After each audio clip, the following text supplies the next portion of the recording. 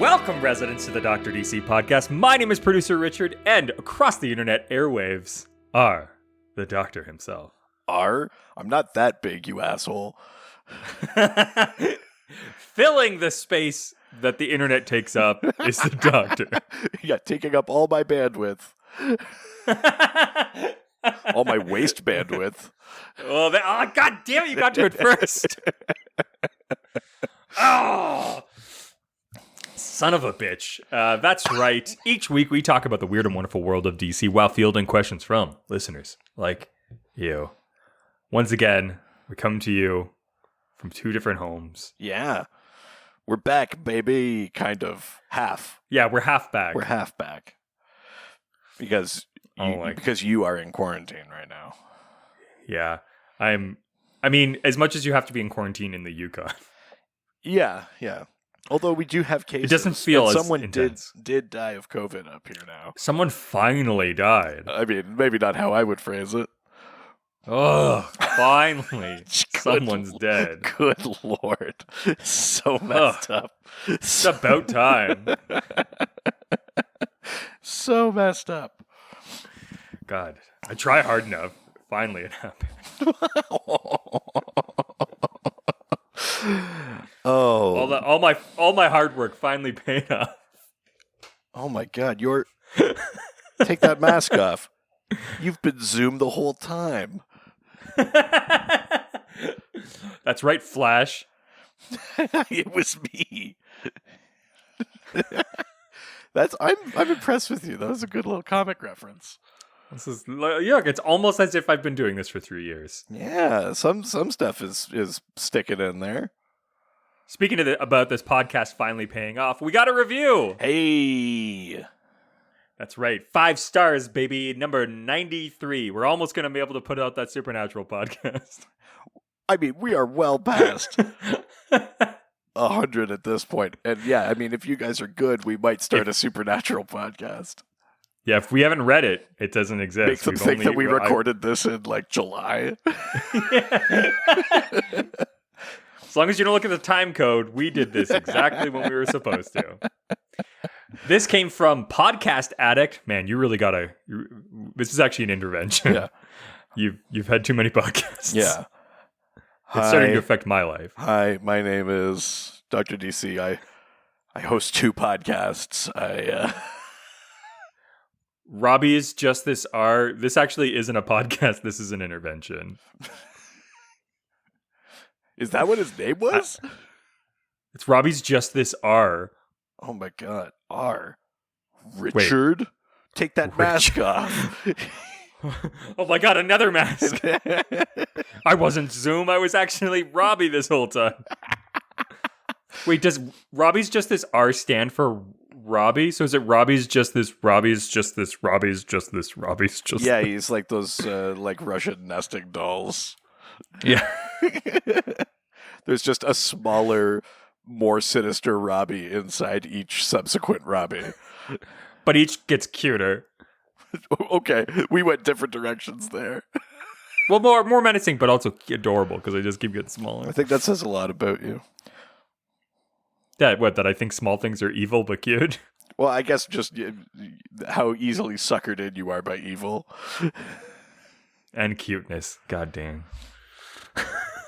What was his review? What did he say? Oh, what does it even matter? He goes on to say, the Dr. DC podcast give encyclopedic coverage from the world or universes of DC. From A, Alan Scott, to Z. Oh, I used Z. Well, yeah, that's what it is. I'm only going to say this because it's relevant. I had to write an email to my daughter's daycare to point out that she had been singing the alphabet. She was learning the wrong thing. She had been singing the alphabet correctly, and there must be a teacher there that sings Y and Z because now that's how she sings it, and now I'm having to correct Not her. my house! So I've had to send an email just saying... Strongly worded email? No, just saying like... Whoever it is, can they sing Zed? Because that's what the word is, because we're in Canada. God. I mean, as one of those teachers, you know the emails that you really look forward to. I mean, listen, I am very polite in that email, and I'm sure they deal with worse. I'm really looking forward to the email like asking they get for this teacher's head. I wasn't like, give me their name. I want them out of there. Like, I'm really looking forward to the email that they get when you go, the way she said color the other day. Sounds like there wasn't a U in there. Yeah, I could tell there wasn't a U in there. It's color, not color. Sorry, so this review from A to Z. From A, Alan Scott, to Z, General Zod. That's a bit of a stretch. It's it's interesting to hear backstories and plot lines that you may have overlooked. And hey, sometimes they're pretty funny. Sometimes. What the hell kind of review is this? Robbie's just this, go fuck yourself. R stands for hit the road. R stands for the rug he pulled out from under us. From A, as if, to Z, as in... I'd never find them funny. So, whether you're a potential criminal with self-esteem issues, an obnoxious, he's talking about himself. Oh my god, an obvious Latinx questioner. What about them makes it obvious? Listen, we have different drops for every single one of them. Yeah. So if you can't tell the difference, maybe there's something wrong with you. Yeah. Let's turn this around. Yeah. Maybe you're what? You can't, they all look the same too? Is that what you're saying? Huh, Robbie? We always respond to 5-star reviews by throwing the people that wrote the review under the bus. Ooh, so an obvious Latinx questioner, a deadlifting dreamboat. That must be talking about me. Yeah. Okay. I think someone's been spending too much time on Josh Hub. What? No, I'm clearly a deadlifter because every time I lift anything, I feel like I'm dead. Sometimes there's those nights where you're feeling off and you're like, I know like the main, like the good stuff is on Josh Hub, but I think I'm just going to go over to like X Josh and...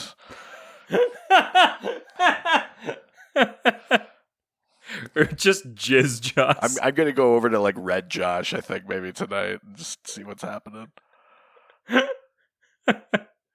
I want Euro Josh.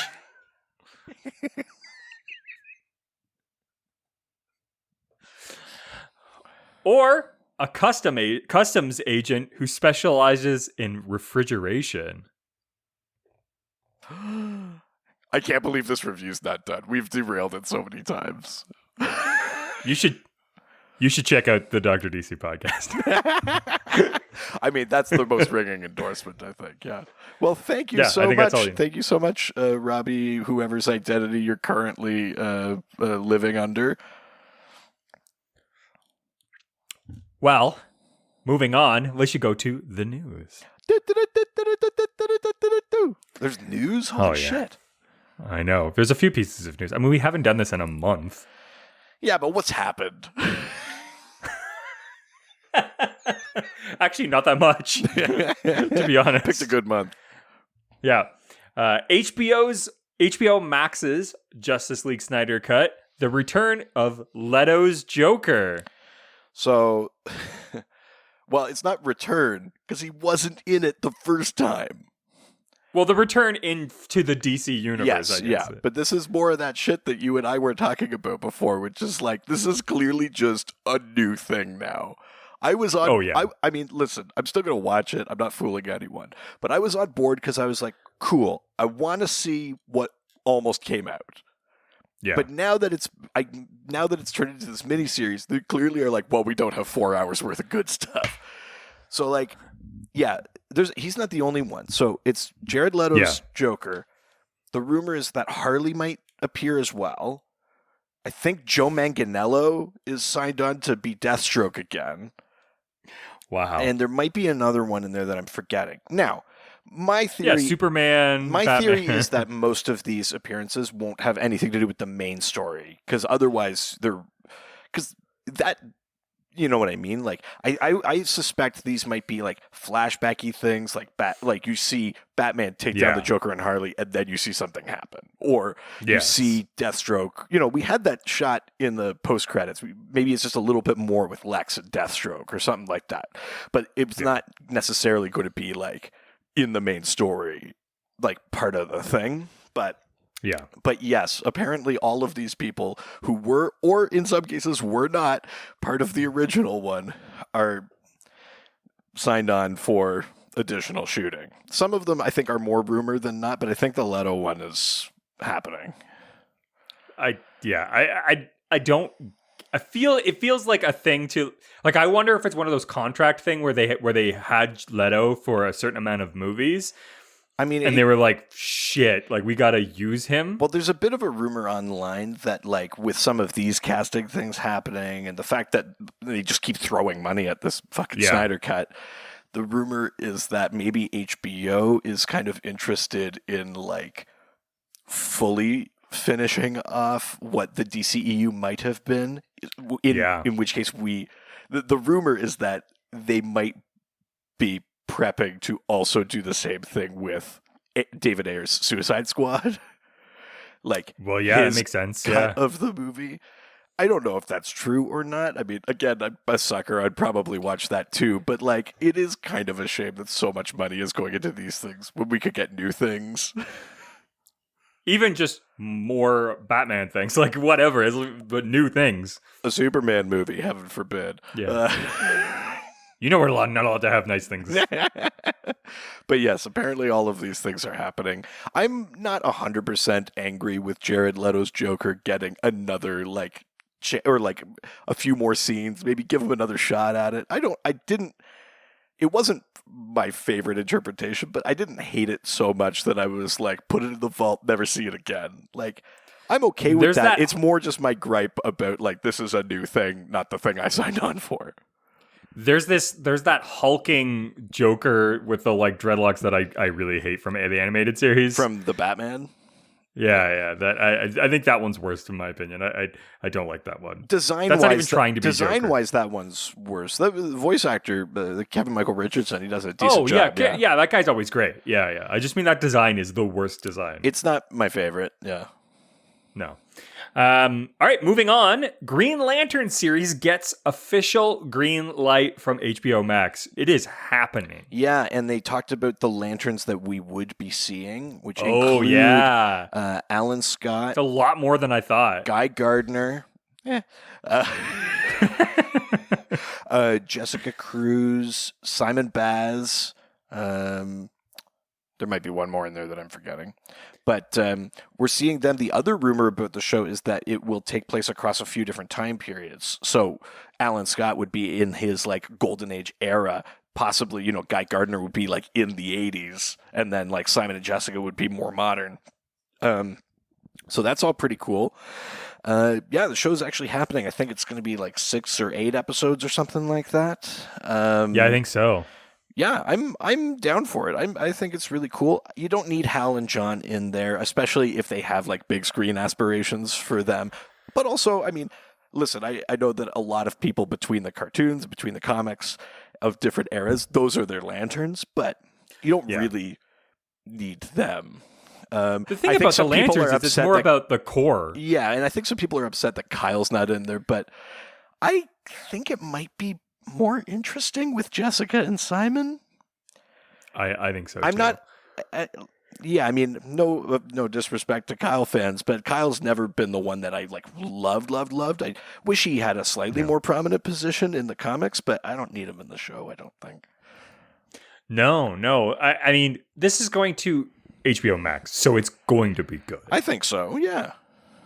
They really don't falter, I think, with their original programming. So I'm feeling pretty confident in this. And I think they're putting the budget in to make it not look shitty and cheap, right? So I'm curious to see what kind of story we're telling. I think Sinestro is supposed to be in there.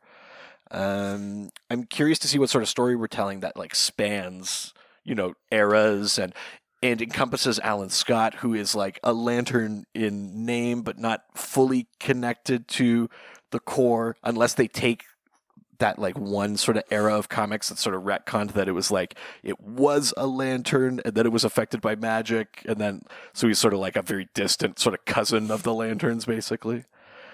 I wish they were doing the Earth 1 version.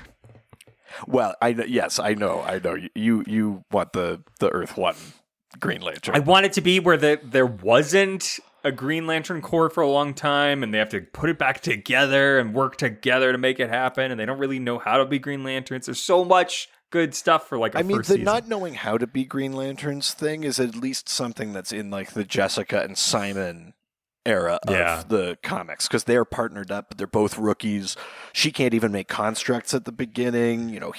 He has some different Green Lantern powers that are sort of new territory, so they're both sort of feeling things out, and they don't really know what it means to be Lanterns. So it's possible that at least component is in there, but I don't think you're going to get your full like post-industrial alien Green Lantern story. As long as it's not like mega overdone CGI, I think I'll be happy. I want a lot of practical stuff in there. Yeah, I think there's an obvious limit on the practical stuff, but I agree in general. It's always better the more you can do practically. Yeah. I'm stoked. That's probably one of the like, if I had to choose between that and the Justice League and a lot of the other stuff that's coming, I probably am the most excited for that. Really? Truthfully, even if all the like the Marvel stuff. Yeah. Really? That honestly, Green Lantern show's top of your list, eh? I'm such like a real world sci-fi like near future guy that it ticks so much of those boxes off for me, because it's we're not going like way into the future. We're getting space travel without having to like be in a time that that's sort of hard to comprehend. So I think it's got all of the things that I love. It's potential to do a really cool like Monster of the Week thing, because you're dealing with like a cop show. Like, it's got all of the pieces to sort of do exactly what I love. Yeah. So I mean, you're getting the procedural piece. I mean, it could very well be a sci-fi supernatural. It's two lanterns get into their space Impala. Oh yeah. They just make a construct of an Impala. They make a construct of Castiel. Oh my god. I mean, as long as only if it's Dragon Castiel. Oh Christ. Or if there's like a pumpkin man. Yeah, I mean, that's very inside. You keep sending me like these very graphic pieces of supernatural fan art. It's deeply disturbing. Oh, I love it so much. All right, next piece of news. DC reveals heartbreaking fate of Captain Carrot's world. Oh, yeah. Yeah, so in, I guess that's Dark Knight's Death Metal Multiverse's End. You see a bunch of heroes fighting on the remaining, like, 6 Earths of the multiverse. And hear that, Mallory? Captain Carrot. Captain Carrot, basically, he sort of says, like, my universe has cartoon physics. I never thought, like, everyone would just die and get destroyed. He was like, I would do anything to get them back. It's, like, so sad. He's like, I didn't think a real tragedy could affect us. That's so fucked up. It's very, very sad, yeah. But yeah, he's part of this bigger story. But yeah, we learned that Earth 26 is not one of the Earths that remains. Jeez. Pretty fucked up. That's grim. And the last piece of news, I only added this because it was too funny and tangentially DC related. Okay. But Lex Luthor trended on Twitter the other day after Jeff Bezos tested new robotics technology. Oh, yeah. So by this point, that's like a couple of weeks ago. But yes, there was some video of him. He was like wearing these gauntlets, and the gauntlets would like remote move robot arms. So when he moved the arms, the robot arms moved the same way. But because it's just like him in a suit and he's bald and it's this like bald, sort of rich, this sort of terrifying like future Terminator tech. Yeah, everyone was like, he's fucking Lex Luthor. he is just slow. I mean, it's really been a question of who's going to become Lex first. Is it going to be Elon or Jeff Bezos? But Elon is more unhinged. Jeff has more contempt for the people that work for him and for society in general. It is a bit of a toss up. I think Jeff Bezos is.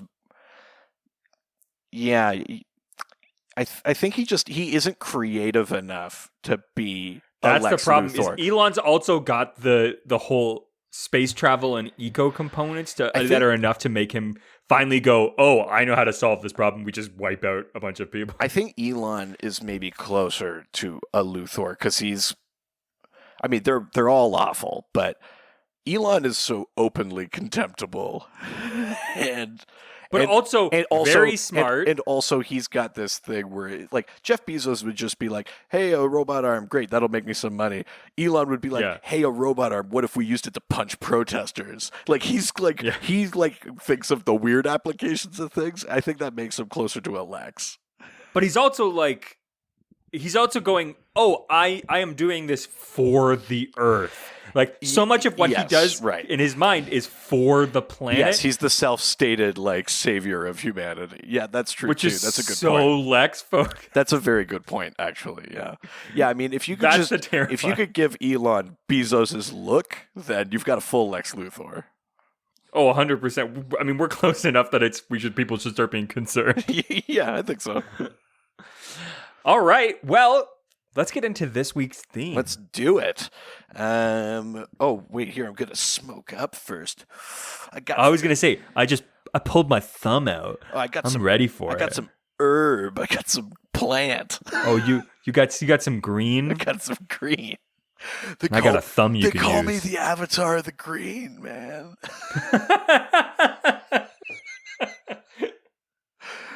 You got some of that Swamp Thing for me? There better be a strain called Swamp Thing. Have you met a stoner in your entire life? There's 100% one called that. Yeah, there better be. I'm going to be deeply upset if there isn't. Yes, we're talking about plant powers. Not just Swamp Thing, although he's always first to mind. I love a good plant power. Yeah, man, with the power of this plant. With these papers combined, man. I love that our version of stoners is like a boomer's impression of stoners. It's like, this is like the dinner theater stand-up comedy circuit 30 years ago. You mean our stand-up? Yeah. Well, it's also like two people who don't smoke weed too. Yeah, I mean, I've been out of the game for a while. What's more natural than white, my buddy? Hey, easy now. When we do live in the Yukon, I know you like hitting the slopes. So. Fuck you, man. Gonna do those moguls like hitting the bums. We're talking plant powers. Talking Swamp Thing, Poison Ivy, any character that is sort of connected to plants or has plant powers or anything like that. The thing I wanted to start off with, because it surprised the fucking hell out of me weeks ago when we were recording with someone else. I don't even remember who we were recording with.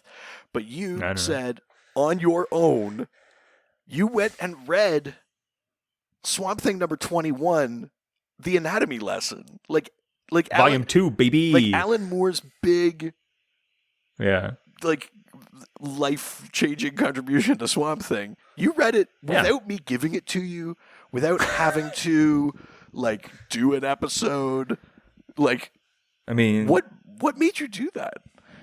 You know how much I love when you give it to me, but sometimes I got to do it on my own. No, for real. What made you just pick up a comic on your own and read it? I'm so surprised. Do own comic books here. You know that. I think they're mostly decorative. Much like my wife. Okay. She's the decorative one. Thank you for noticing. Yeah, you're the pretty one. That's right. I think it was after watching that show.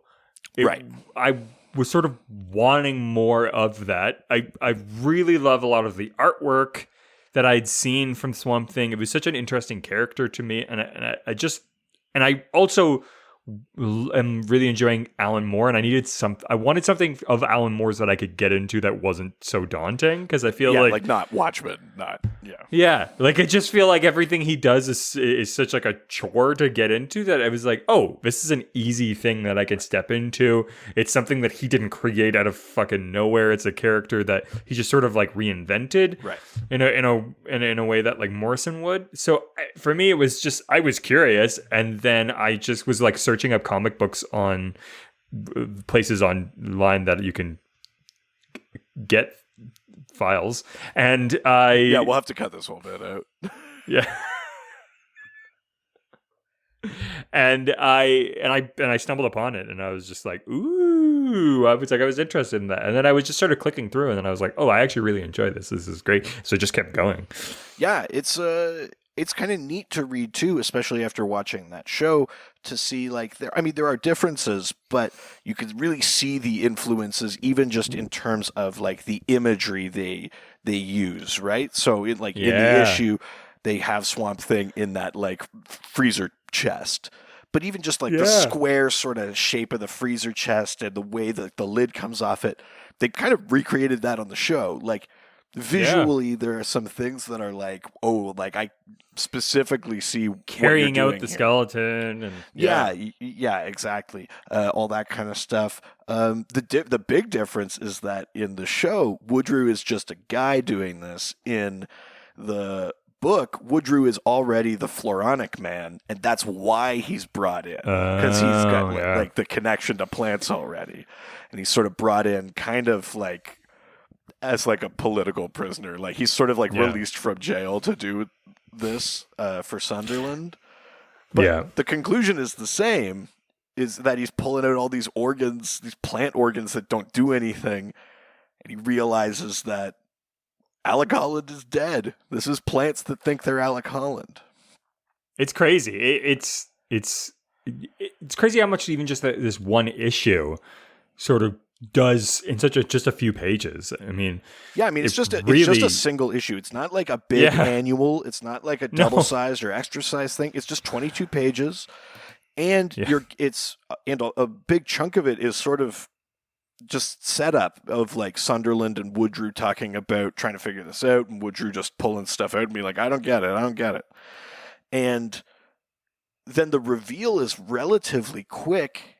And then the twist is that Woodrue kind of knows. He basically wakes up Swamp Thing, leaves the notes out for him to see, so that Swamp Thing will go and kill Sunderland. It's crazy. I mean, it's. What did you think? It's insane. What did you think of the artwork in the issue itself? The art is, I think, Stephen Bissett. What did you? I what did love you think it. It's such like an old school version of this artwork. I mean, when did this come out? This would have been the 80s. Yeah, it feels very sort of almost like Archie type style of art. Really? Yeah. I never thought of it as like Archie-ish. I guess because it's just too dark. But I guess you just mean like it's the flat colors and stuff like that. Yeah. It just especially like modern day Swamp Thing and things like that. I think that I see it as it's a lot more sort of like dark and mysterious. And to me, this is very sort of like big, bright, bold colors and very flat. They're not doing a ton with like the windows. I will say there is a decent amount of color in this book, even though most of it takes place at night. And part of that is because you got the Floronic Man in there. Part of that is you're seeing like the explosion again, the thing that killed Alec Holland. There is a ton of just black and like just like cross hatching in this, though. I really like how it plays off. Like the cover is great, but I really like how it plays off like the darkness. Like there's just a bunch of just full inky black. Like there's silhouette. There's a cool silhouette panel in the middle of this one where like the panel itself is blue and kind of more bright and has some like white designs in it, but then Yeah. you're just seeing a computer and a person in silhouette, and I really like that. I think there's some cool panel like layout in this too, some like cool diagonals and stuff like that, and I think it moves very well. Makes me think of like an old like a 50s horror movie, because sometimes you get like that perspective on people where they're kind of like looking back. You're almost like looking up at them with the light sort of shining. It kind of makes me think of like old horror movies or something like that a little bit.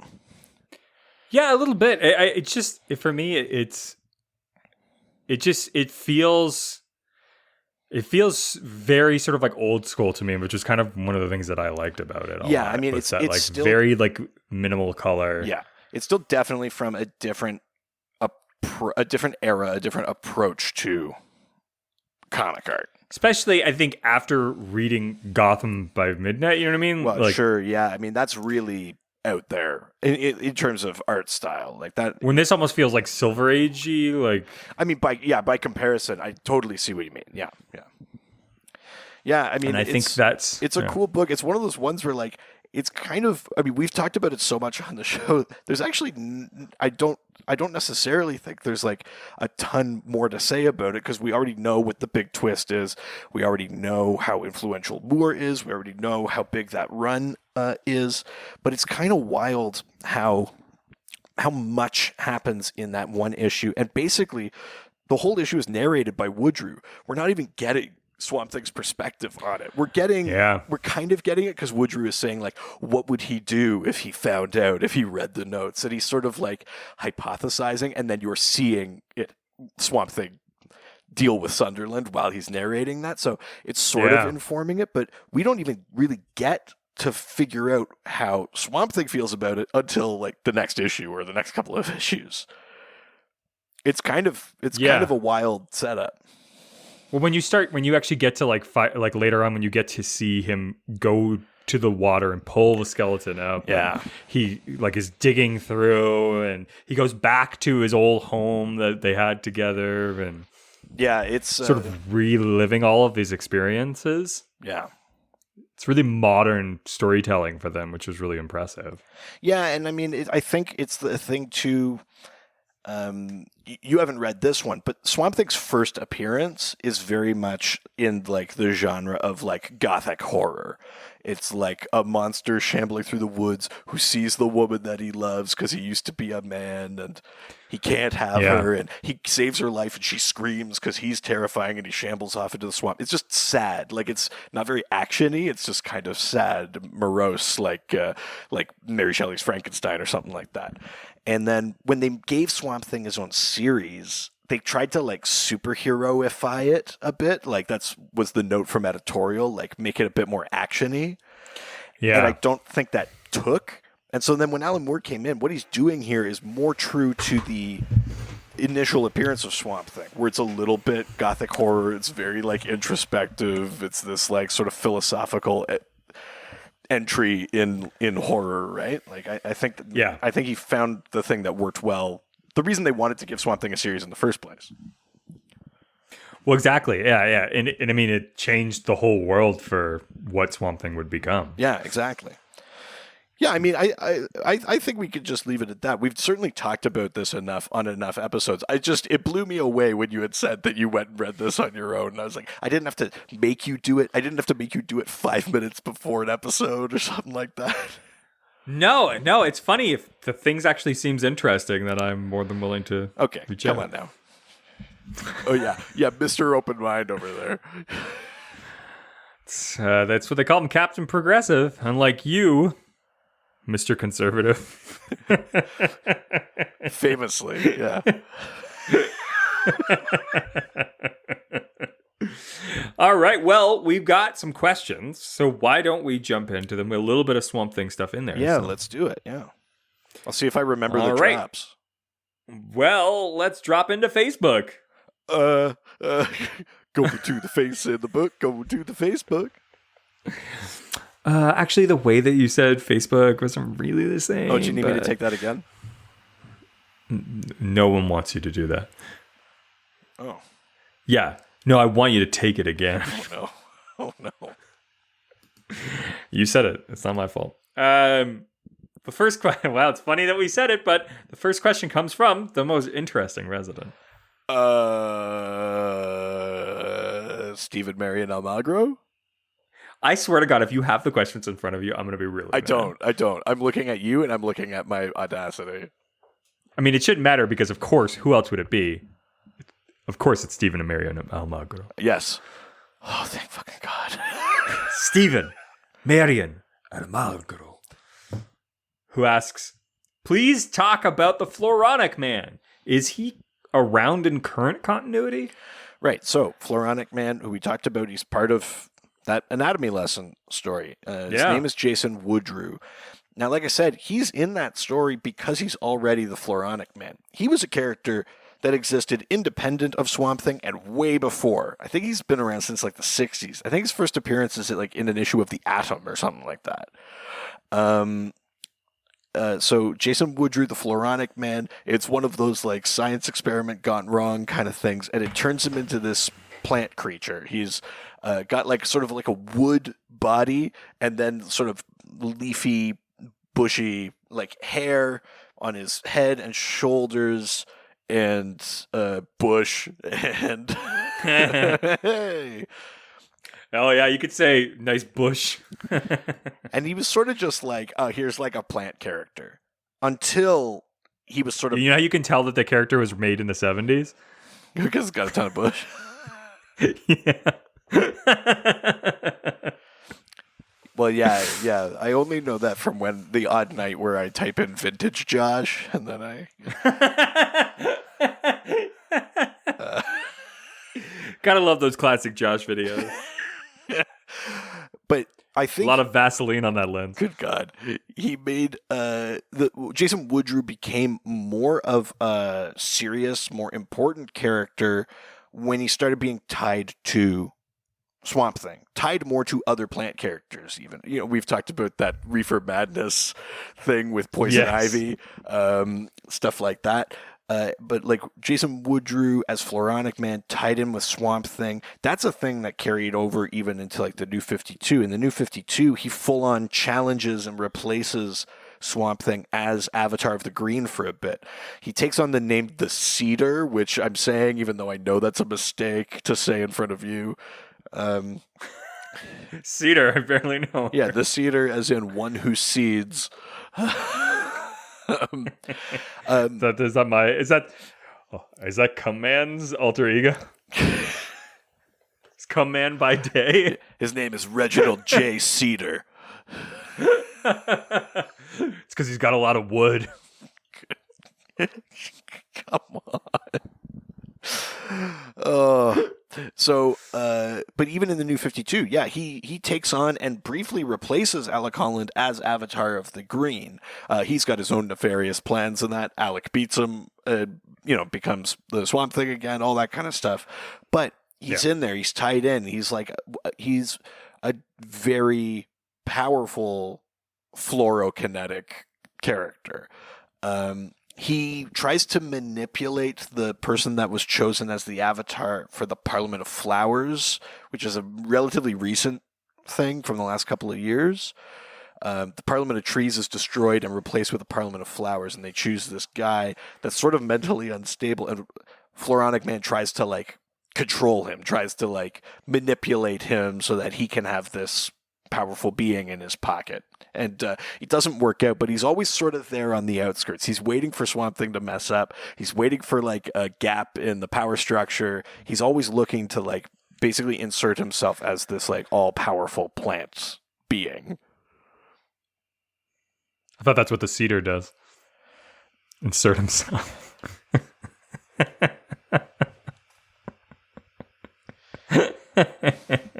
I mean, I knew this was going to happen. Then why'd you do it? I guess I wanted it to happen. Yeah, that's right. Yeah, I guess you're the villain of this story. Take the mask off. I'm Robbie's just this guy. Oh no, that means I have to take off my mask. I'm you. You've been the doctor the whole time. I knew something was wrong when he said he read a comic on his own. That's how I figured it out. I couldn't hide it any longer. All right, why don't we go to the next question? Yeah, let's do it. Which comes from We've Only Just Dandon, who asks, could Animal, Vegetable, Mineral Man be connected to both the green and the red? Might be a fun direction if they ever went there. Right, so Animal, Vegetable, Mineral Man is a Doom Patrol villain. Yes. You see him on the show. He's the guy that is down in like Peru or Argentina or wherever with them. And you do see him as Animal, Vegetable, Mineral Man. Like a dinosaur head. Yeah. He's on the show. He has two heads, like a human head and a dinosaur head. In the comics, his head is bisected, so like one half is a dinosaur head and the other is a human head. Fucked up. But then, he has he has like one arm and one leg that are maybe plant based. One arm is a mineral. One leg is another animal or something like that. Like but yeah, the idea that. I mean, we've talked about this before. These characters were all kind of created in their own spheres. But as time goes on and you try and make a more and more connected universe, characters like Beast Boy now have like an explicit connection to the red. A character like Poison Ivy has a more explicit connection to the green. It's not the craziest suggestion to say that Animal, Vegetable, Mineral Man has some sort of minute connection to the green and the red. This is also not a very powerful character either. So if they do have connection, it's so minute. Yeah, I mean, he can't do like 3/4 of the stuff Swamp Thing can do, right? I mean, he can't like turn into other animals. He can't control animals. He can't control plants. Yeah, I mean, he has some abilities that derive from those things, but like not very close. So it might be one of those things where whatever accident made him how he is may have given him just a sliver of the power of those two natural kingdoms, the red and the green. I think I don't even think you would need to argue the case for that. I think you can just say it's implied now. I think it is implied that if someone has plant powers, they have some connection to the green. Unless it's you through magic.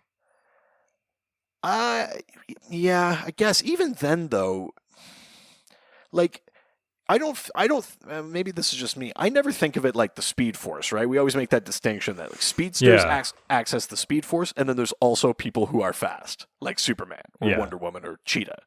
They don't access the Speed Force. They're not speedsters, but they can also move fast. For some reason now, I don't view the green the same way. To me, anyone with plant power must have some sliver of a connection to the green. Oh. And I don't know why I've made that distinction. I love a sliver of the green.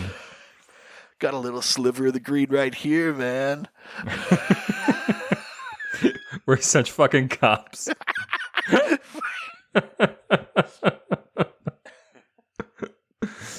Hello, who of you has some reefer weed for me to buy? Yes, I'd love to try and inhale some of that Mary Jane. Pass the needle. I'd love some of... A good friend of mine has left-handed cigarettes. Yeah, I like to try those jazz cigarettes, if you know what I mean. I mean, in that case, it really is about the things we aren't smoking. Yeah. Oh, there we go. Yeah, we are smoking weed. We're just not, but it's jazz, so we are. Yeah.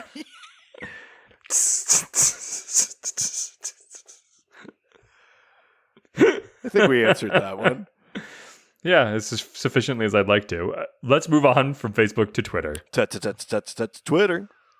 Look at that. Like you never stopped doing it. I didn't, actually. I've been doing it by myself for the last 3 weeks. Non-stop. Yeah, Twitter passed away. With the clock just... Just crying by myself, listening to old episodes. Yeah. We only just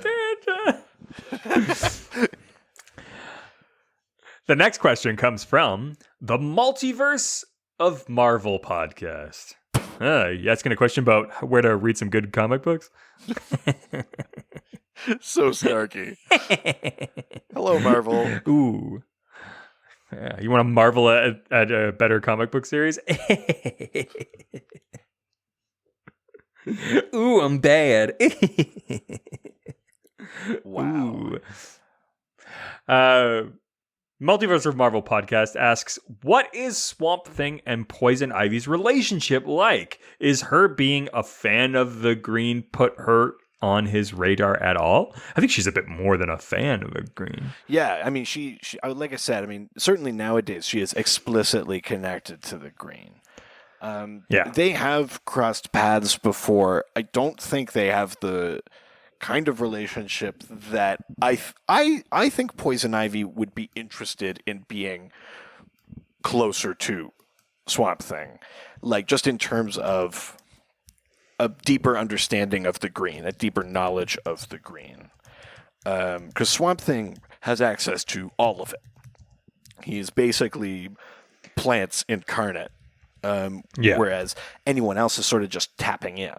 I mean, Poison Ivy more than most has a deep connection to plants, but she's still not like spiritually entwined with them, right? She doesn't know the history of all of it or things like that. I think she would probably want a bit more of that. I think to Swamp Thing, Poison Ivy is a potential sometime ally. I think she is largely, though, insignificant to Swamp Thing in the way that a lot of mortal beings are insignificant to Swamp Thing. He's kind of operating on a different level.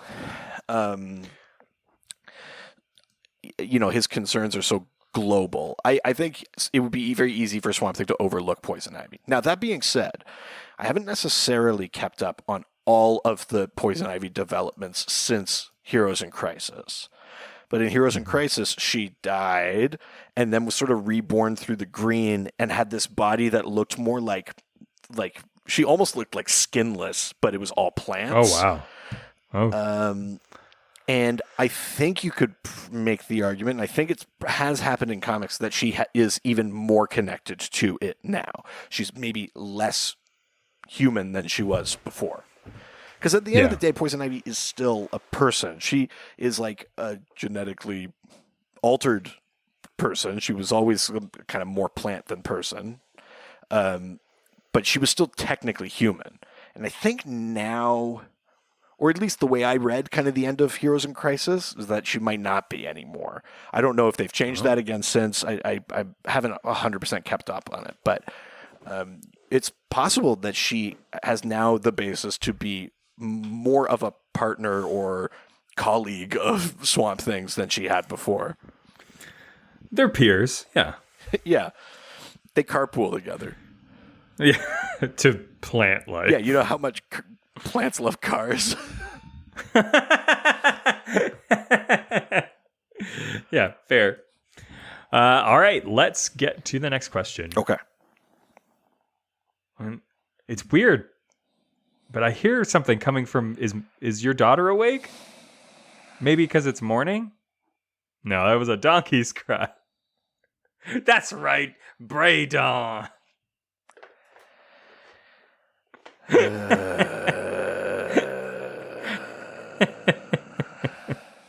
Just wait for the day that your daughter comes up to you and is like, we've only just ended. Oh, she's not allowed to listen to this. It's not. But I'm gonna It's not about like the swearing and stuff like that. She just can't know how deeply uncool I am. Why Dad don't want kill self? Oh no! Oh no!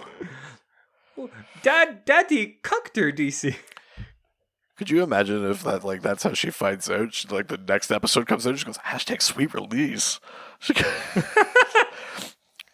Dada. Brutal. I'm just gonna get her one of those toys where you can record things into it and just put in all of the drops. You're gonna get my daughter a soundboard? Please God, that's the last thing she needs. It's the last thing our house needs. Just like, I'm like, what's that sound? Oh, God. All right, fine. Braden, who still hasn't changed his name despite the fact that I asked. No. I paid him for it. I asked nicely, I might add. It still hasn't happened. Oh, what's going to happen when you're not so nice? Don't you want to find out? Then he won't be the only ass you have to worry about.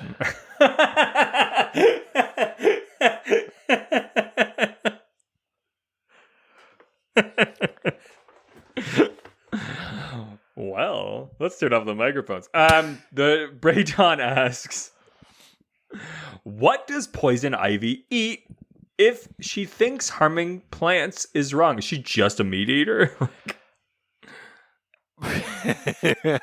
Right. I mean, it's a funny joke, but yeah, there's even plants that kill other plants. Like, she named herself Ivy. Ivy is notoriously a plant that chokes the life out of other plants. Fair, yeah. Like, it's not the plant kingdom is not without its own, like, yeah, but I think that's the natural order of plant life, so it can be. It's like people like PETA. PETA doesn't like hate the fact that lions eat antelope. Could you imagine if they started like putting up billboards that are like, "Hey, lion, stop!" Trying to like protect antelope and just like PETA people just getting fucking murdered. Right. That's a good point. Like, now I get to make this a taco because it's a PETA wrapped antelope. Right. That's a fair point. I think, again, it might come down a little bit to, she still has to survive. Now, because she has been, a large part, at least partly a plant for a long time, basically anytime you would see her with any sort of greenish skin or anything like that, I think you can make the assumption that she has some sort of like chlorophyll. She could possibly photosynthesize a little bit, maybe. Fair. I didn't even think about that. Yeah, I do think I think she would have no qualms about eating meat, of course. I think she's a man eater. Make you work hard, make you sweat hard. I think she probably eats plants though too. It's that, like, as long as it's not like she's eating mushrooms, man. I think she would have a problem with like big agriculture. But I don't think she'd have a problem with like growing like a head of lettuce and eating it, or like, just it's the cyclical, like the nature of life kind of like, or circle of life kind of thing. I think as long as you're not like taking more than you give, and obviously she does a lot to help promote plant growth, I think she probably is fine to eat some plants. I don't think she fully swears off it, but it is an interesting question that way. I mean, if she is more plant than person now, I think the argument about she might generate her own food using the sun now. Yeah, that would be fucking rad. Yeah, I want to do that. You want to photosynthesize? No, I don't. No, I don't think you do. We live in a place where it's dark for 4 months. Yeah, that would be not ideal. No, I regret saying You'd that. lose all that weight though. You put it on in the summer though, because the sun doesn't set. Oh yeah. No, It would be like you're eating and you couldn't stop it. Oh, Can a plant turn on or off when it's photosynthesizing? Or is it just like constantly having a Twinkie shoved in your mouth while the sun is out? Like,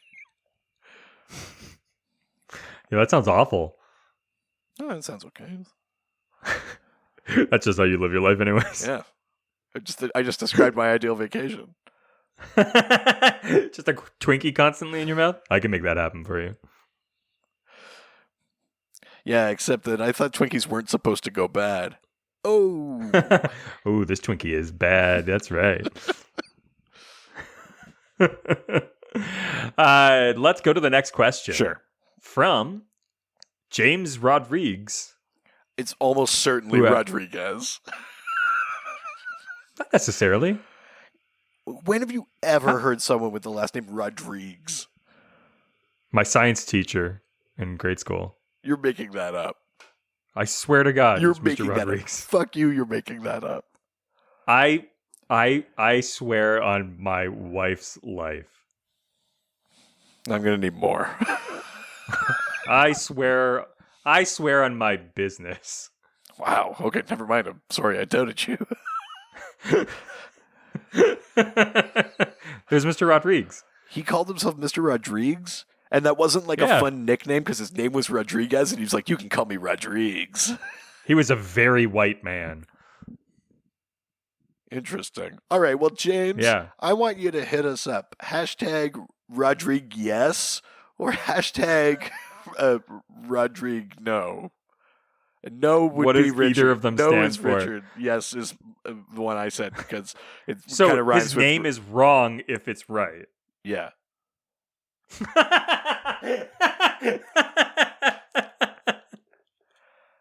James, I want you to know that there's only one way I will accept your name being pronounced.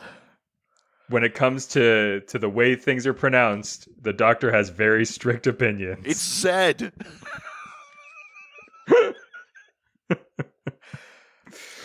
I think his exact words were "learn our language." So I don't know. That's just the way the doctor feels. No. So stop. How am I getting painted as the weird, like, arch conservative here? I mean, if it quacks like a duck. James if it quacks like a duck, it should go back to Duckland.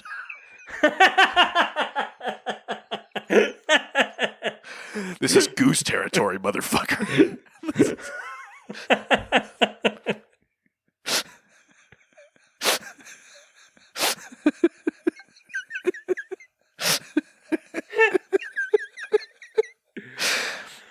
Okay, James asks, could poison ivy feed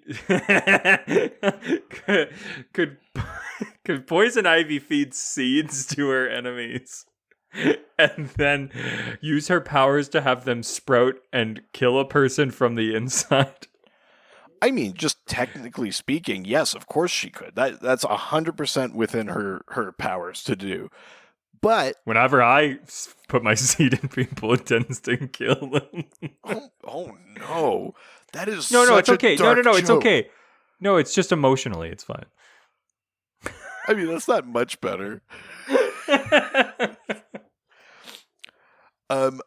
Yes, her powers allow her to accelerate plant growth and things like that. So yes, certainly, if she either intentionally or just knew you had like swallowed a apple seed or something like that, she could fucking kill you with it, definitely, by making it grow super fast.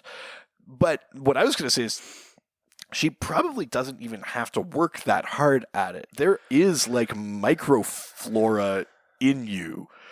Like why have we never seen that? Some of your like digestive bacteria is technically like a form of plant life. It's like a kind of it's like it's called microflora. I think we've seen it in a Swamp Thing before. I swear to God, I've seen it in a comic before, where he messes with people's like gut flora and stuff like that. But she could just do that, frankly. And just grow that stuff. It would just make you crazy sick. It wouldn't be quite as like insane looking as a tree growing out of you. Like in the TV show. I mean, that's the cool thing in the TV show, man. Like all of that stuff with, oh God, really a body horror, really creepy looking. Yeah, that's some pretty crazy stuff. Yeah, I mean that would certainly look cooler, but she could probably do it without feeding you a seed. Oh, you stopped. What?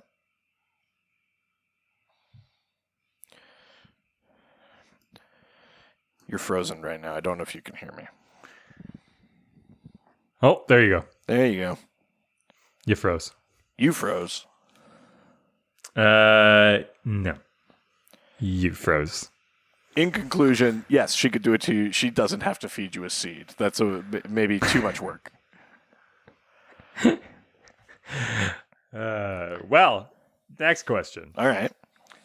Comes from Jahin Alam, who asks, should poison I think it's ivy... Rodriguez.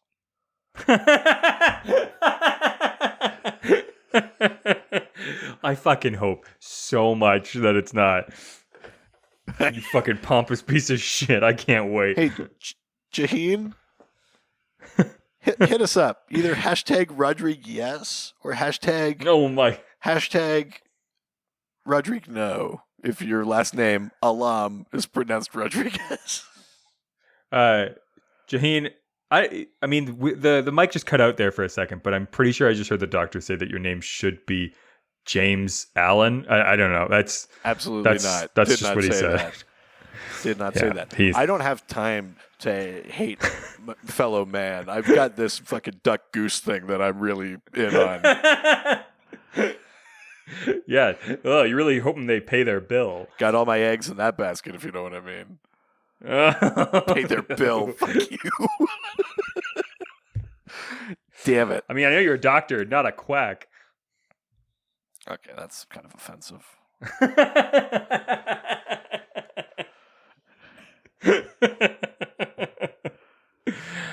Jaheen asks, should Poison Ivy become a chaotic neutral type character? I mean, isn't she kind of already?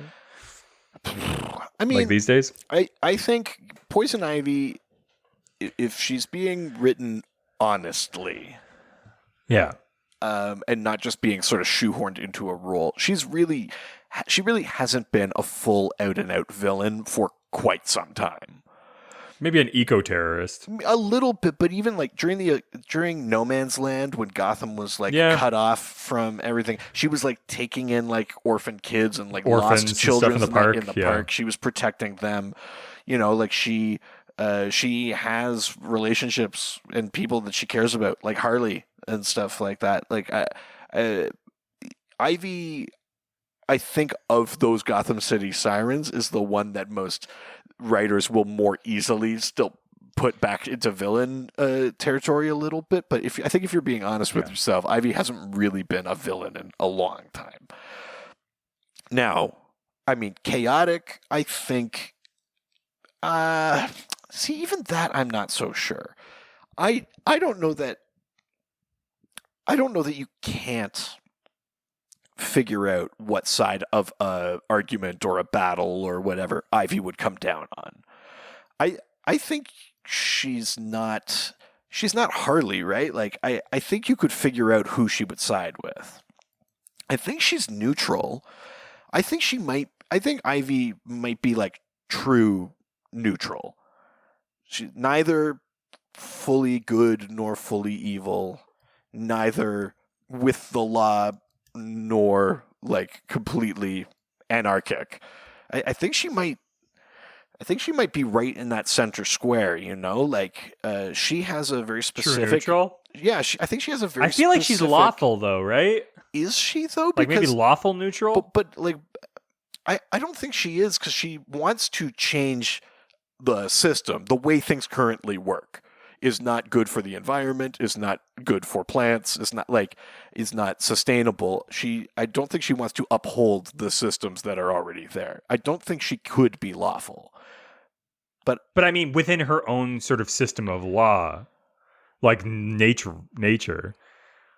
Right. I mean, I guess it depends which definitions of those things we're using. Yeah.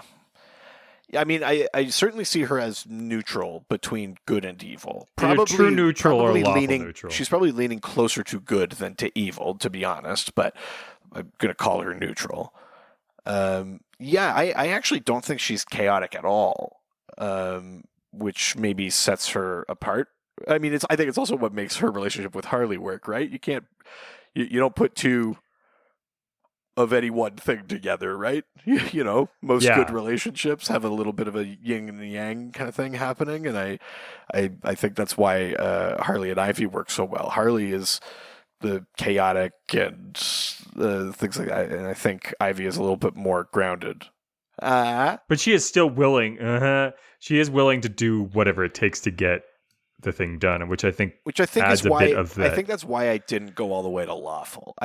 I know it sounds boring to say true neutral, but I think that's the thing that makes Ivy so interesting, is that story to story, she could reasonably step into any of those adjacent sort of morality tiles, but I think where she lives is right in the middle, and it's just about what are the pressures or the extremes of the story that are pushing her one way or the other. But I think if we're being honest, I think she always kind of resets, you know?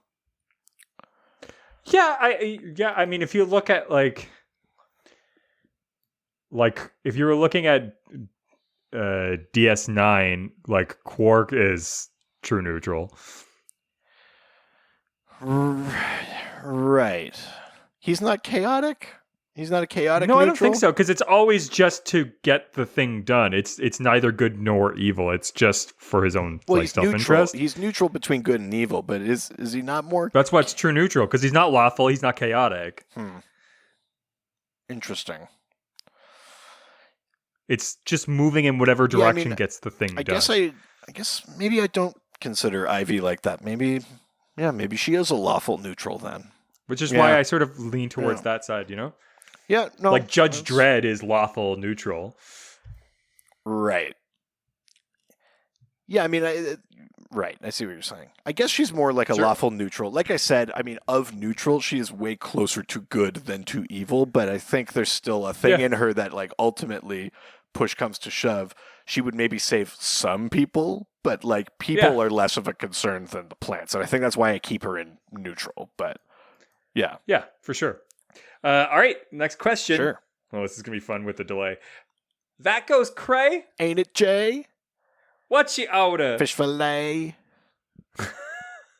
It's like a 1 second delay with all of that. Did you see that creepy fucking hologram that he gave to Kim? Oh, it's like of himself or something? No. It's of her dead father that's saying that he is a genius. Yes. Like, what do you think that conversation is after, like, in bed? If they even sleep in the same room. But, I mean... just, like, what were you fucking thinking? Like... I mean, I have to imagine that if they make love, he just closes his eyes and says his own name. Do you think that, like, do you even think that's a real relationship? Or is it just, like, because but they have a kid together. Listen, like at this point, literally nothing is so crazy that I wouldn't believe it. I mean, that's true. This is 2020. 2020 has completely broken my concept of, like, what is or is not real. Like, that's fair. Anyways, the Cray Ghost asks, are any of DC's plant-based powered individuals in any way amped up by solar energy? I can't really remember a time where photosynthesis played into their toolkits, and yet one of their premier heroes is fielded by it. So, they think about it. Right. Yeah, he's talking about how, like, Superman and the sun is always like a story point. He's down in the fight and then the sun peeks through the clouds and he gets the boost and whatever. I think the difference with the plant characters is that, like, I know we're talking about things that can't happen anyway, but that's also not what photosynthesis is. Like, Superman, it would be like if a person was like, I haven't eaten all day, and then they had like 3 sandwiches, and they were like, da da da da. Like, yeah, as much as the doctors tried, that actually doesn't work that way. I'm just gonna keep eating sandwiches till it works. Yeah, you're so powerful now. You know what I mean? I think I take the point because they are all characters that could potentially take the power of the sun and use it for energy. I think you've only really seen it happen where it's like they need it in order to survive, or maybe they use it as a thing that's, like, possibly weakens them. Like, Swamp Thing goes somewhere and it's like, man, there's no sun, it's arid, it's blah blah blah, like, you can't grow here or whatever. Like, they might reference it that way, but I don't know that it's ever been used to, like, in a fight, then the sun comes out and he goes, now you're fucked. Or, like, yeah. I take the point because we're talking about crazy shit anyway. That wouldn't be more crazy in a book, but it's like that thing I was talking about with the Speed Force. I think just, like, intuitively, that doesn't feel like how that power works. Mm-hmm. Like, that's maybe how you could stay alive. It's how a plant works, but to me, that's not, like, where the plant's power comes from, the way it is with Superman or Starfire or a character like that. I mean, that's based on basically nothing. It's literally just like a feeling. But I do feel like when you read the books, you kind of get an intuitive knowledge of what feels reasonable or not reasonable. And for some reason, it feels like the sun doesn't work the same way for plant characters the way it does for Kryptonians, Daxamites, Tamaranians, etc. Yeah.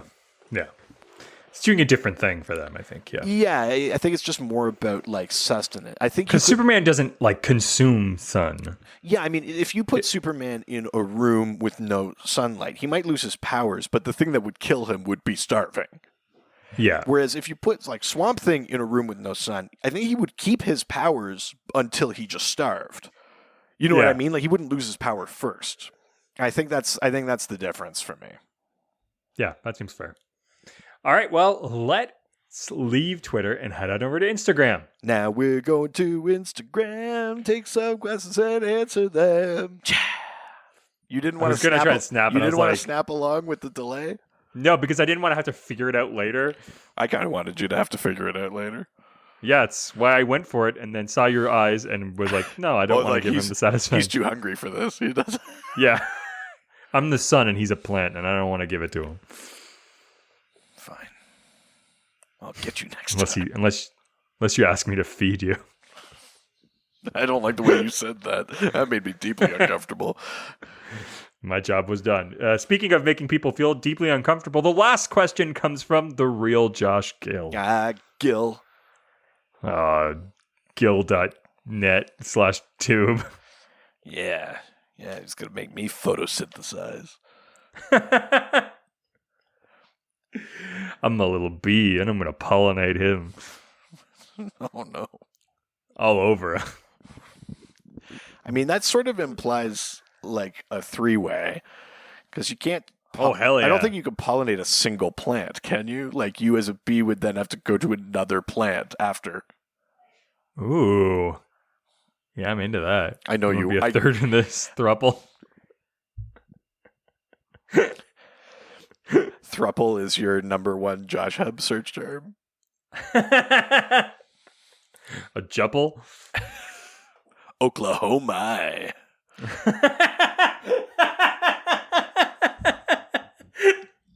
He puts the O in Oklahoma.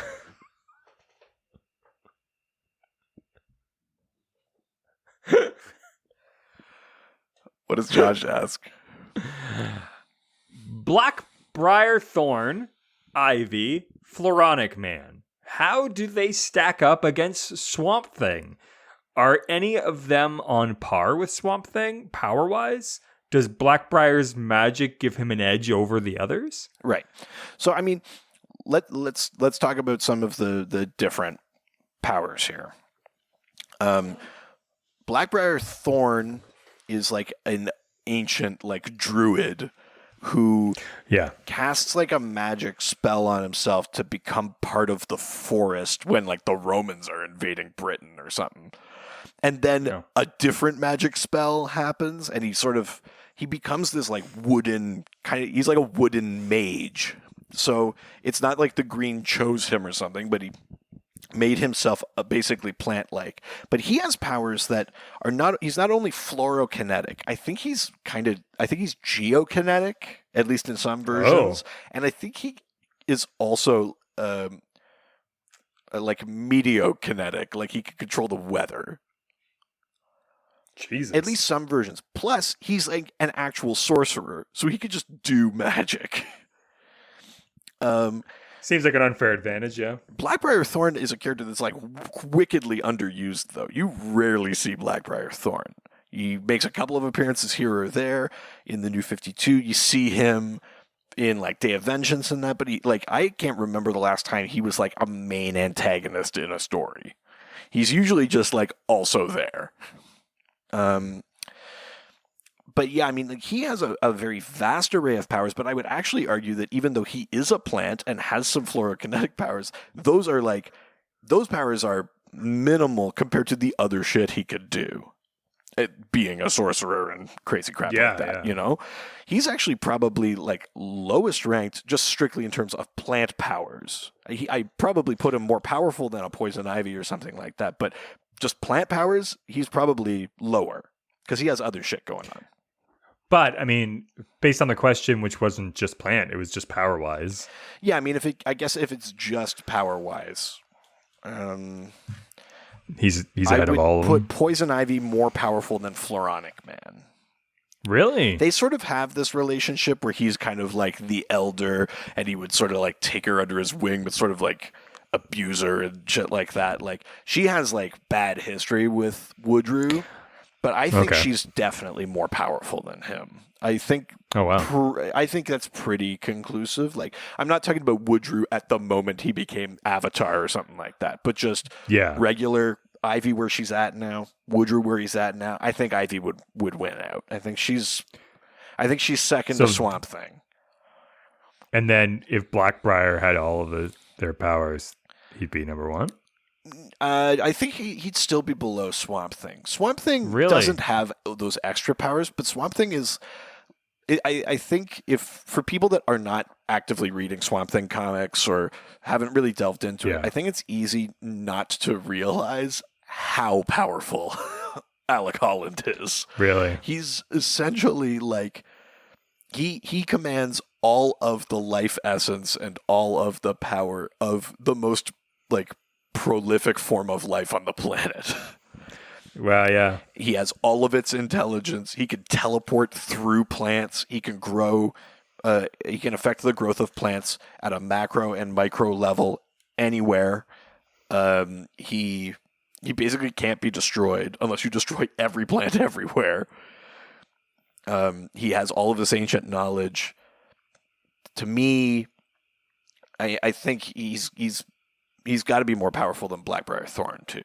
That's not to say he couldn't, like he couldn't be like trapped in a spell or something like that. But like, he'd get out. He'd like he's the Swamp Thing. I don't think you could beat him. So when he transports, it's a different collection of plants. It's not him transporting. It's him becoming other plants, other places. Yes, yeah. Using the word teleport is not correct. But so how does that work? But he can bring people with him through the green because the green is both like the actual collection of plant intelligence, but also a sort of extra dimensional realm. So is it the same series of plants that are appearing in that other place? Because isn't he technically a series of plants that thinks they're Alec Holland? No, so if you become other plants, is that still the same? Because his consciousness just moves through it, right? So he's different. So it is still Alec Holland's consciousness. Yeah. I thought it was just plants that thought it was. And then even when they retconned it, where Alec Holland came back to life, and then he became Swamp Thing again. So there was actually an Alec Holland inside. Yeah. He could still move through the green. Which means that they were just fully taking apart his body, reconstituting everything, new plants on the other side. There's been a crossover with Aquaman, and he forms himself out of seaweed and stuff like that. So Swamp Thing looks different underwater. He looks different in a tropical climate than he does in a boreal climate than, if he was made of... I want to see like pine version of... Yeah. Well, think of it like all the different Ents, right? Like... Yeah. You get all the different sort of styles in that. You could have a cactus Swamp Thing or like, it's whatever is available. Southwest Swamp Thing. Fuck yeah. Yeah, like there's some fun to be had with that kind of stuff.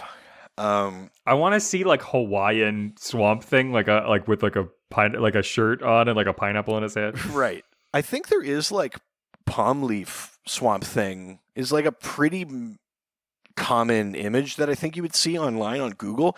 It's from like the New 52 era. It might have been like a cover for an issue, but I think you could see like a palm leaf Swamp Thing. Hell yeah. Which is kind of cool. Yeah. So, but he can also move people through the green. So like he could do so much. He's got to be the most powerful. I guess, maybe Blackbriar technically after that, and then Poison Ivy and then Floronic Man. But again, like I said, Blackbriar is only in there because he's got other powers. I think plant-wise, he's the bottom of that stack. Wow. That's pretty cool. Yeah. All right. Well, that's the last question. Oh, hey. So, you know what time it is. I do. I'm ready. That's right. It's time to play. Can you guess the name of the character based on who someone who does not read comic books can describe those characters to us? Nice. Which, if you don't know, I send a photo of a DC character to my wife. She sends me back 4 clues for the doctor to try to figure out who she's talking about. She does not read comic books, so she has no reference, so her clues are hilarious. Yeah. Sometimes more helpful than others. Sometimes extremely helpful because she just doesn't realize how helpful she's being, and sometimes extremely whatever clue she gave me the one time. I was like, I don't know what that is. That was pretty good. All right. First clue. Okay. Likes to mix their animal prints. Likes to mix their animal prints.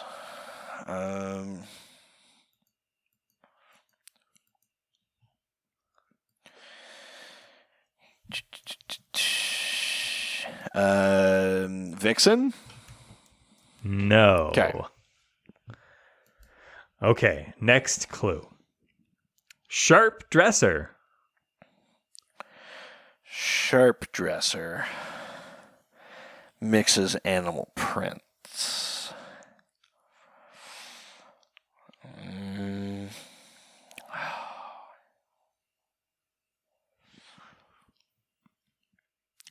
Boana Beast? No. Okay. Clue number 3. All right. Probably has a furry fetish. Sharp dresser. Animal prints. Furry fetish. Yeah. It's the mixing animal prints thing that's tripping me up a little bit here. It's not like, is it Red Lion? No. It's not Cheetah. No. Yeah. No.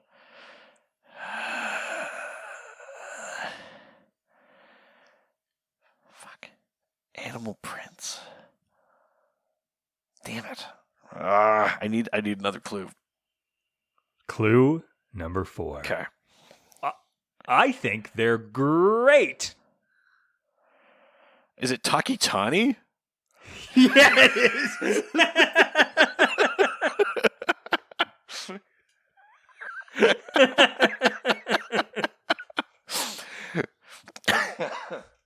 Takitani, the sharp-dressed tiger companion of the Golden Age Captain Marvel.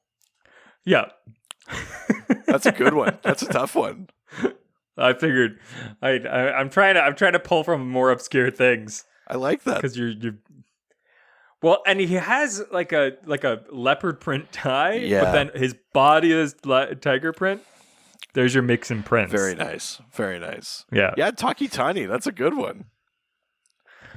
What a ridiculous looking character that is. So good, though. I love Takitani in Final Crisis. Because he's in there. Because he fights... Really? He fights like the tiger people, and like Calabac is brought back as a tiger person. Oh. And he's got like a fucking jetpack and stuff like that. And then he takes over the tiger people. Yeah, Takitani is dope. That's fucking awesome. Yeah. Well, were you residents able to get it sooner than the doctor? Were you able to get it at all?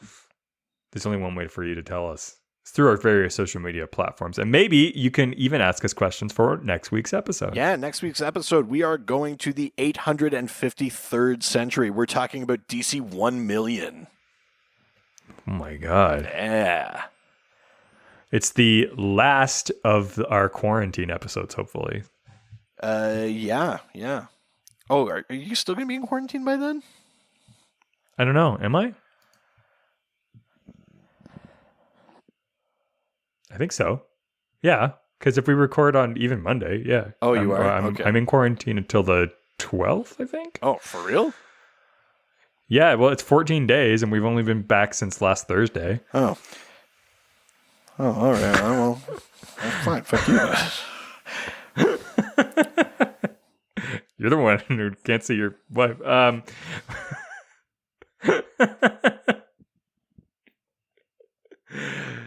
So reach out to us through our various social media platforms, such as our Facebook, Dr. DC Podcast, our Twitter, At Dr. DC.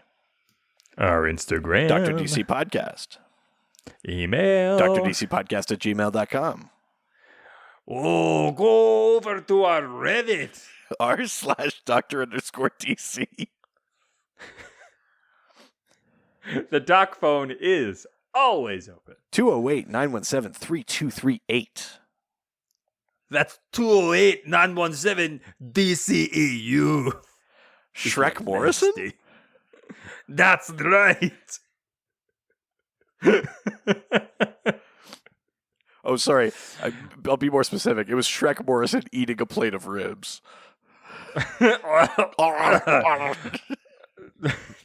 The doc photo's got more layers than a multiverse inside of an onion.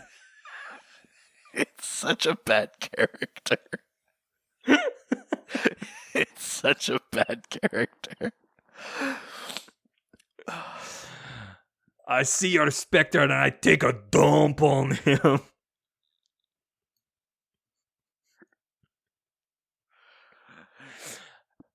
And of course, go to our website.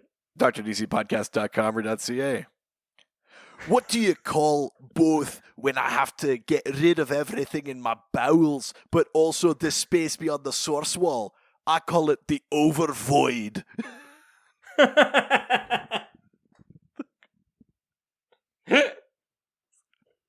This is nice. And of course, you heard one at the beginning of this episode. We love getting those 5-star reviews. Yeah, keep sending them in. Like I said, we're well over 100 reviews now. We may or may not have already started a Supernatural podcast. There's no way for you to know. And because we're over 100, we will be recording a Lord of the Rings miniseries to come out probably in the new year. But it's coming. Who's to say? I mean, I'm saying it. Yeah, and that holds a lot of weight. The proverbial Lord of the Rings is saying it. I mean, and that carries so much. So much like you, Doctor. God damn it.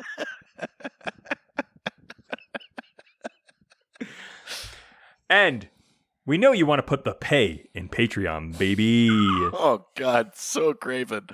But yes, we do have a Patreon. Patreon.com/. Daddy needs to get paid. Cha-ching. Oh, yeah. And what a cha-ching it is. Oh, yeah.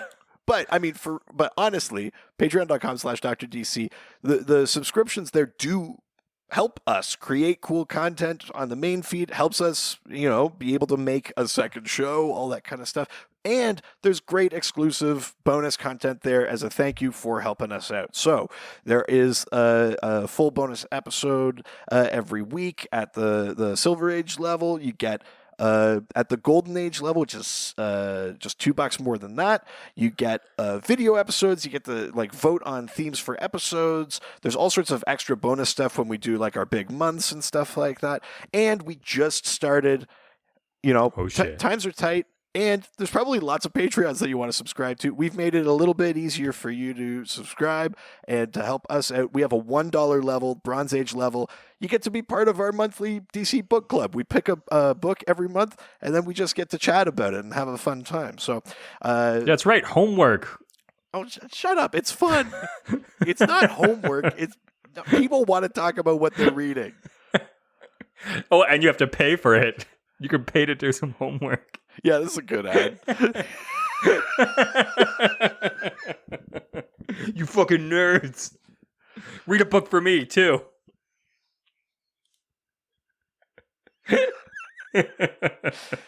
Masterfully sold. Thank you. Well, that is it for this week. Adios. Ciao, ciao, dorks.